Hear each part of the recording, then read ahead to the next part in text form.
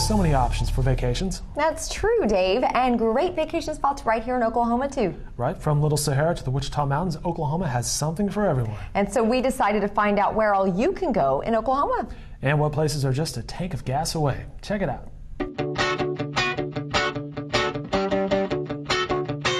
We're here with Hardy Watkins, who you know a lot, obviously, about Oklahoma and tourism. You're with the Department of Tourism.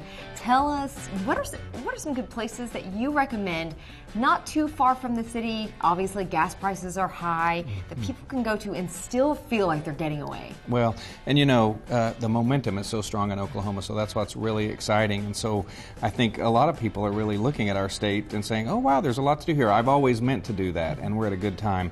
If somebody really wants to stay in the city area, a couple of things that I would say where you can still feel like you're on vacation: come downtown, go to downtown Oklahoma City. The Roman art from the Louvre at the Oklahoma City Museum of Art, one of 3 places in the country where it's being displayed. It's a spectacular exhibit, and make an afternoon or an evening of it and go have lunch somewhere in Bricktown or at the Museum Cafe or along Western Avenue.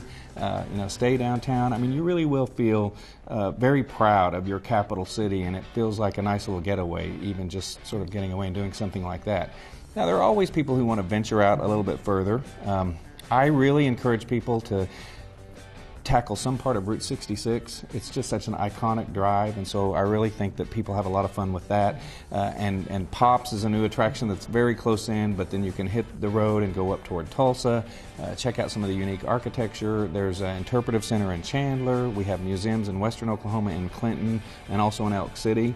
So no matter which direction you go on Route 66, you can find a great places to eat, unique things to see, and again, you can even have those overnight stays if you want to veer off the path a little bit and go to Tatanka Guest Ranch or go up to Tulsa and stay at the Ambassador Hotel or whatever. So that's a nice little getaway. And then for the adventuresome, we're really lucky here in all of the terrain that we offer. Red Rock Canyon in Hinton is a great little getaway for people, a nice little afternoon or make a weekend of it.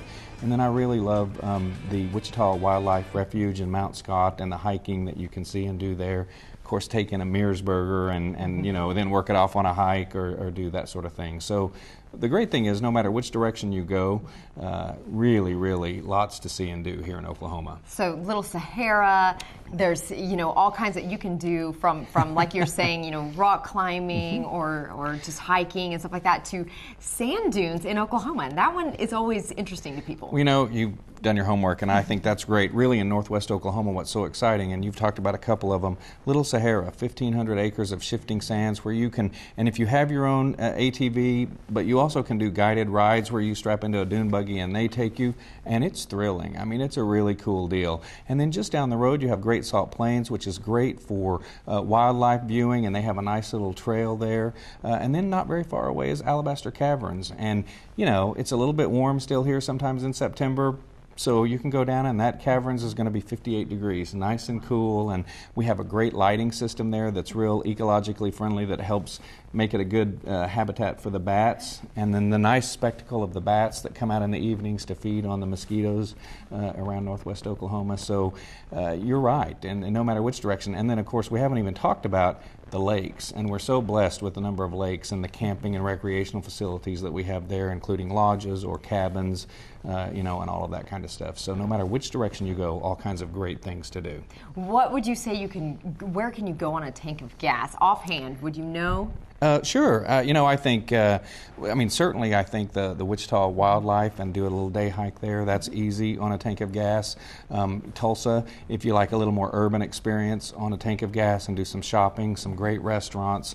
And then again, really, if you want to be, pretty cautious, I say downtown Oklahoma City and sort of hanging out down there because there's so much within walking distance. The Oklahoma City National Memorial is a world-class experience, but you also have Bricktown, the canal, the riverboats on Devon. I mean, that's something that's pretty new, so a lot of people haven't done that yet. And then I think it's kind of fun to see the new restaurants that are coming in always. So all of those things, and you have to understand, I am just scratching the surface, and sort of telling people, but virtually in any direction, on a tank of gas, there's something to do. What can you say, how can you summarize Oklahoma and what we have to offer? Most people don't think of all of these things that you're mentioning. How would you summarize it all? You know, when I talk with people about Oklahoma, I think we're very authentic and very real. I think that we are not as generic as some other places. So, you know, if you go to some other major cities, it sort of all feels the same. And the thing that you get here is you get very friendly people. You get very authentic experiences. You know, you have some beautiful landscapes, some spectacular sunsets, you have some cool architecture, and so I think it's real authentic and not as maybe generic as some other places have become. Wonderful. Anything else? You know, I just encourage people to get out. We have a great fall season here, a nice shoulder season. It's a little bit warmer. We have some great golf courses.